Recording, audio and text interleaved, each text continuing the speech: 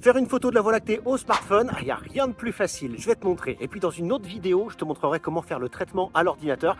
Vous avez été nombreux à me demander en commentaire. D'abord, fais tes images au smartphone ou à l'appareil photo et on verra ensuite pour le traitement. Bon, pour faire une belle photo de la Voie lactée, il faut respecter 3 conditions. La première, t'éloigner de la pollution lumineuse, parce que si tu fais une image en pleine ville sous un lampadaire, je te garantis pas le résultat. Ah, et puis évite aussi les soirs où la lune est trop présente. Deuxième chose, trépied obligatoire. Et ouais, parce que tu vas devoir faire une photo qui va durer un petit moment et va pas falloir bouger. Et si t'as pas de trépied, système D, tu prends une godasse, tu mets ton téléphone dedans, ça fait un support. C'est une technique que vous m'avez donnée en commentaire, ça marche super bien, bravo. Troisième et dernière chose, les réglages. Là, il faudra que tu bidouilles un petit peu dans l'application photo de ton téléphone. Il faudra que tu passes en mode professionnel ou en mode manuel, ça dépend des smartphones. Et si tu as un iPhone, certains possèdent ce mode manuel, d'autres non. Je te poste en description la liste des iPhones qui sont compatibles. Puis je te fais un petit récap de tous les réglages aussi. Bon, comme je te l'expliquais, déjà tu passes en mode pro ou en mode manuel.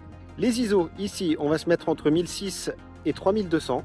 Ensuite, shutter, ça c'est ton temps de pause, c'est le temps que va durer ta photo. Donc là, on va choisir la pause la plus longue possible, 30 secondes. Ensuite, la mise au point, on va la faire au maximum, donc le plus loin possible, à l'infini. Je me mets sur 1. Et puis la balance des blancs, là je suis sur 5003, je vais descendre à 4000 dans un premier temps. On verra quelle température de couleur ça va donner à notre image. Ah, et puis dernier conseil, tu devrais mettre un retardateur, tu vois, de 2 ou 3 secondes. Ça évitera comme ça que le téléphone ne tremble et que l'image soit floue. Et bah c'est parti mon kiki, extinction des feux.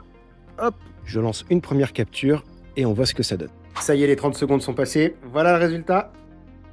Ça c'est la photo brute de chez Brut, je te l'affiche sur ton écran. C'est pas mal, c'est pas mal. Maintenant je te montre une fois qu'elle a été retouchée, regarde.